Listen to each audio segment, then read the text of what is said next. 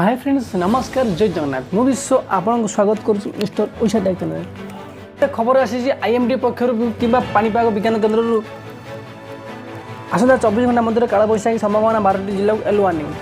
बंगोपसागर सृष्टि होता लघुचाप को नहीं बर्तमान दक्षिण झारखंड और पड़ोशी अंचल उपर अवस्थित रही उत्तर पश्चिम बंगोपसागर सृष्टि होता घूर्णिबल यार प्रभाव ओडिशार विभिन्न जिलागुड़िक वर्षा और वज्रपात होगा संभावना रही।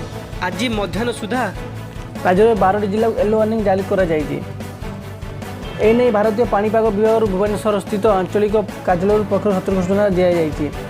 येलो वार्निंग जारी होता 12टी जिला मध्य मालकानगिरी कोरापुट रायगड़ा गजपति गंजाम कंधमाल नयागढ़ बौद्ध अनुगुल ढेंकानाल केन्दुझर और मयूरभंज प्रभृति 12टी जिलार गोटे किंबा दुईटी स्थान में वर्षा और वज्र कालबैशाखी होबार संभावना रही। आसंता 24 घंटा मध्य भुवनेश्वर और कटक और जाजपुर यार पार्श्ववर्ती अंचल में आकाश आंशिक मेघ रहा सह अपराह संध्या मध्य हालुका वर्षा और कालबैशाखी होबार संभावना रही। फ्रेंड्स यही खबर पाइबा गले आम भिडियो को लाइक करूँ, शेयर करूँ, सब्सक्राइब करूँ। जय जगन्नाथ।